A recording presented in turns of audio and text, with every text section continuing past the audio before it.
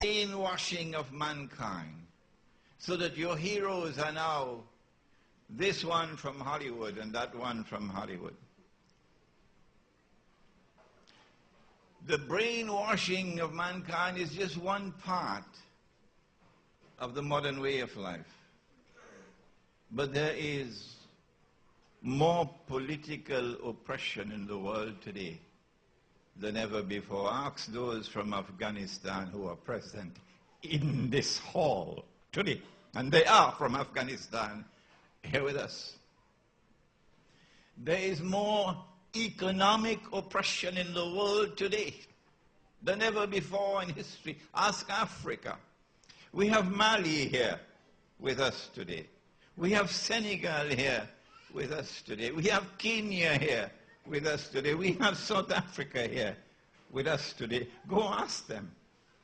And they'll tell you of Africa, down in the dust, not just poverty, but destitution.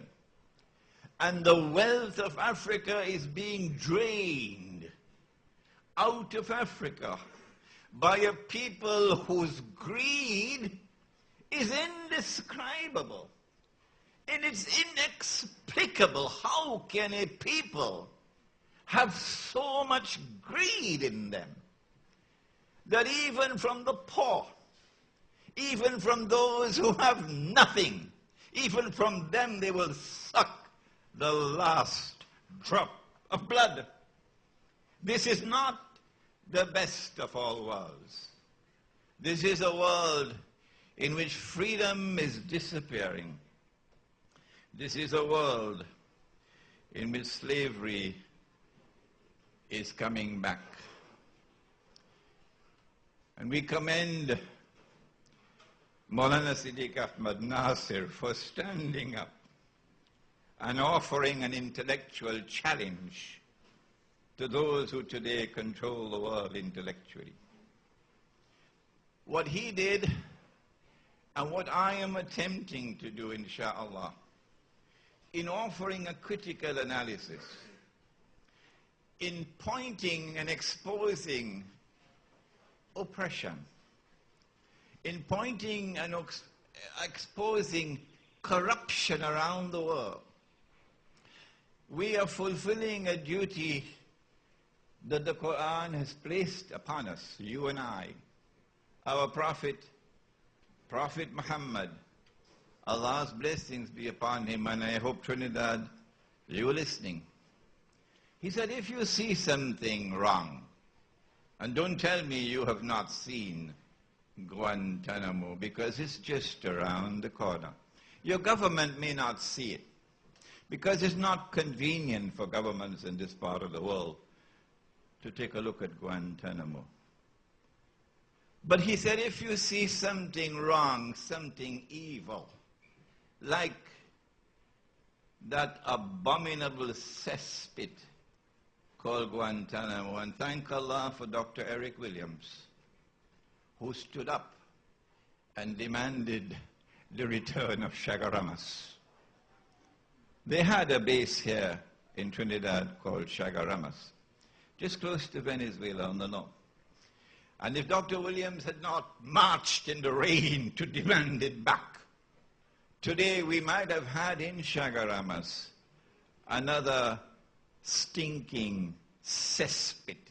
You may not like this violent language of mine, but someone has to be the voice for those who have no voice. If Dr. Williams had not stood up and declared Massa Day done, today Shagaramas might be a stinking cesspit of oppression and torture.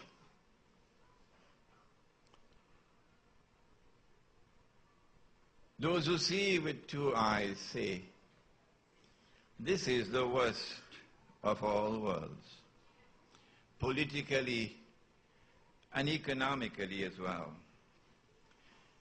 How do we break the chains of slavery that is tightening around us as we proceed with this talk, we'll give you the evidence that the chains of political slavery are tightening. The chains of economic slavery are tightening. Before we proceed to explain that, how do we break these chains? Maulana Siddiq Nasir, in his brilliant presentation, pointed to the necessity of pursuing the spiritual quest. I would use different language. I would say that we need a revolution. I would say that we need an internal revolution. I would say we need an internal spiritual revolution. And you don't need to go to Al-Azhar University for that. In fact, that's the last place I'll go for it.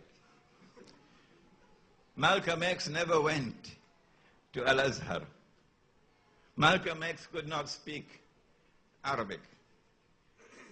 But Malcolm X was a man who was internally free. He was not a house slave in a White House. No. He was a slave like all the rest of us. But he was a field slave, he said. Because inside of him, he was free.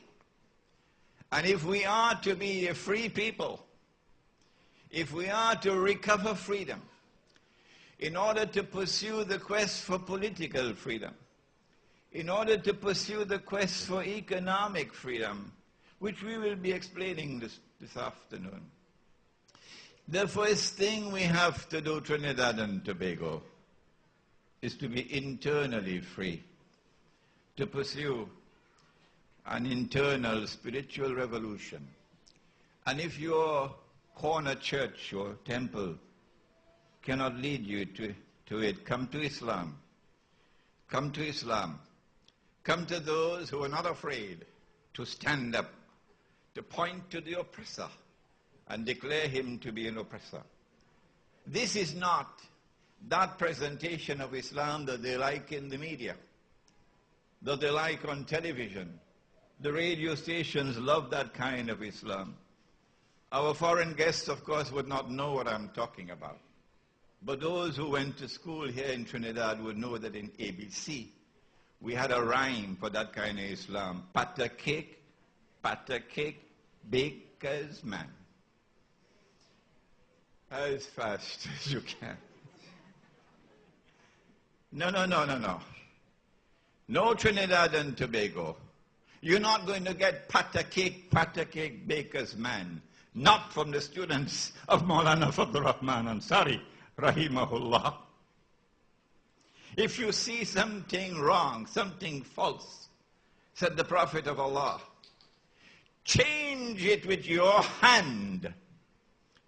The Security Council of the United Nations could respond anyhow they want. But you cannot change the word of Muhammad sallallahu ta'ala alayhi wa sallam. Change it with